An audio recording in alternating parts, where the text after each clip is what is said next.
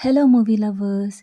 ఈరోజు మనం 'from' season 4 నుంచి ఎపిసోడ్ 2లో జరిగిన ముఖ్యమైన విషయాల గురించి తెలుసుకుందాం. ఈ ఎపిసోడ్‌లో ఆన్సర్స్ కంటే ఇంకా ఎక్కువ క్వెషన్స్‌ని మనం చూడొచ్చు. కానీ కొన్ని హిడెన్ డీటెయిల్స్ ద్వారా అసలు ఏం జరిగిందో అర్థం చేసుకునే అవకాశం అయితే ఉంది. జేడ్ తన టైమ్‌లైన్‌లో ఎలోయిస్ గురించి ఆమె బతికే ఉందా? లేదా? అనే సందేహాన్ని వ్యక్తం చేస్తాడు. ముఖ్యంగా ఒక కార్ లైసెన్స్ ప్లేట్‌పై ఎలోయిస్ అని పేరు కనిపించడం వల్ల ఆమె ఇంకా ఎక్కడో ఉన్నట్టు స్ట్రాంగ్ ఇండికేషన్ ఇస్తుంది. విక్టర్‌కి తన సిస్టర్‌కి ఏమైంది అన్నది స్పష్టంగా తెలియకపోవడం కూడా ఈ డౌట్‌ని మరింత బలపరుస్తుంది.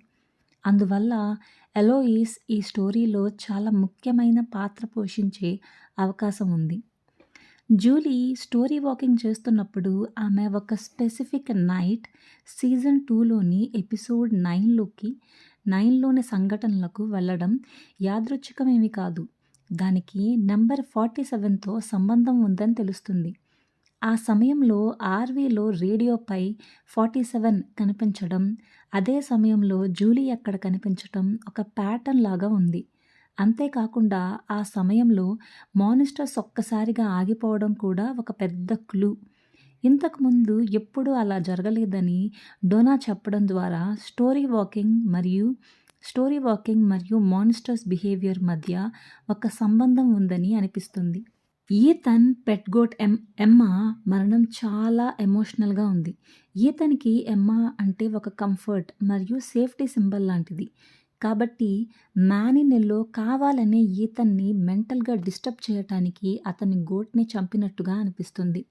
ముఖ్యంగా ఈ ఎపిసోడ్లో లేక్ ఆఫ్ టీయర్స్ గురించి వచ్చిన సమాచారం దృష్టిలో ఉంచుకుంటే ఈథన్కి ఈ ప్లేస్ నుండి బయటపడే మార్గం గురించి కొంత అవగాహన ఉండొచ్చని సూచన ఉంది.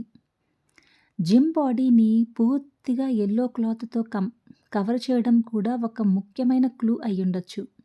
మ్యానినెల్లో చేతనే జిమ్ మరణించినట్టు తెలుస్తుంది. కానీ ఈ ఎల్లో కలర్ యూసేజ్ వల్ల జిమ్కి ఆ ఎంటిటీతో మరింత లోతైన సంబంధం ఉందని అనిపిస్తుంది.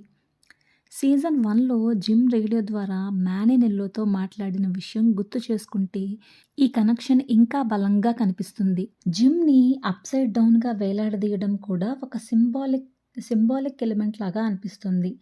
ఇది హ్యాంగ్డ్ మ్యాన్ టారెంట్ కార్డ్ని గుర్తు చేస్తుంది. ఆ కార్డు యొక్క అర్థం కొత్త జ్ఞానం అని అర్థం.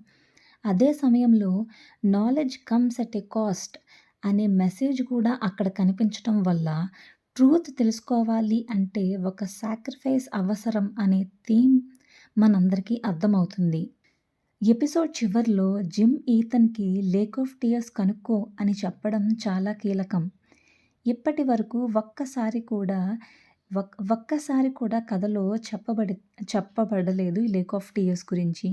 కానీ జూలీ గతంలో స్టోరీ ఎండింగ్ని మార్చినట్టు చూపించడం వల్ల కొన్ని పరిస్థితుల్లో స్టోరీని మార్చటం సాధ్యమేనని తెలుస్తుంది. ముఖ్యంగా లేక్ ఆఫ్ టీయర్స్ దీనికి కీ అయ్యి ఉండొచ్చు. ఈథన్ జిమ్ని ఫిజికల్గా టచ్ చేయగలగటం కూడా చాలా ముఖ్యమైన విషయం.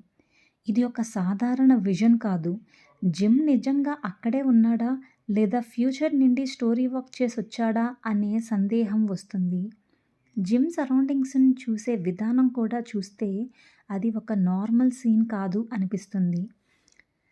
రాండెల్ రూయిన్స్లోకి వెళ్ళినప్పుడు ఏమీ జరగకపోవడం కూడా ఒక క్లూ. జూలీకి స్టోరీ వాకింగ్ ఎబిలిటీ ఉన్నట్టే రాండెల్కి కూడా ఏదో ప్రత్యేకమైన ఎబిలిటీ ఉండొచ్చు. కానీ అది ఇంకా బయటపడలేదు. అతను ఇంకా డ్యుంగన్ మరియు మ్యూజిక్ బాక్స్ ప్రభావంలో ఉన్నట్టు కనిపించడం కూడా దీనికి సపోర్ట్ ఇస్తుంది. సోఫియా స్టోరేజ్ రూమ్లో చెప్పినట్టు ప్రతి ఆబ్జెక్ట్లో అది ఉపయోగించిన వ్యక్తి యొక్క మెమరీస్ ఉండే అవకాశం ఉంది. అంటే ఎవరు చనిపోయినా వారి ప్రెజెన్స్ పూర్తిగా మాయమవ్వదు. ఇది మ్యానినెల్లోకి షిఫ్ట్ చేయడానికి సహాయపడుతూనే థియరీకి బలాన్నిస్తుంది. విక్టర్ చిన్నప్పుడు డెడ్ పీపుల్ బిలాంగింగ్స్ని బరీ చేయడం కూడా ఇదే కారణంతో అయ్యుండొచ్చు. చివరిగా క్యాలెండర్‌లో కనిపించిన మార్చ్ 13, 1970 లేదా 1978 కూడా అయ్యుండొచ్చు. మరియు 3 ఇయర్స్ 4 మంత్స్ అనే నొటేషన్ కూడా ఒక టైమ్ ప్యాటర్న్ లేదా సైకిల్‌ని చూపిస్తుంది. అలాగే బోట్ సింబల్ కనిపించటం వాయిడ్‌తో సంబంధాన్ని గుర్తు చేస్తుంది. దీని ద్వారా లేక్ ఆఫ్ టియర్స్ ద్వారా బయటపడటానికి బోట్ ఒక ముఖ్యమైన సాధనం కావచ్చని అనిపిస్తుంది. మొత్తానికి ఈ క్లూస్ అన్నీ కలిపి చూస్తే ఈ స్టోరీ ఒక లూపింగ్ సైకిల్‌లో నడుస్తుంది. టైం, మెమరీ మరియు ఐడెంటిటీ అన్నీ కలిసిపోయి ఉన్నాయి. లేక్ ఆఫ్ టియర్స్ ఈ మిస్టరీకి ప్రధాన కీగా ఉంది. అదే ఈ సైకిల్‌ని మార్చటానికి లేదా అక్కడి నుండి బయటపడటానికి ఒక మార్గం అయ్యుండొచ్చు. ఇవండి నేను కనుక్కున్న హిడెన్ డీటెయిల్స్. మీకు కూడా ఏమన్నా కొత్తగా అనిపించుంటే ప్లీజ్ కామెంట్ చేయండి. అలాగే ఛానల్‌ని సబ్స్క్రైబ్ చేయండి.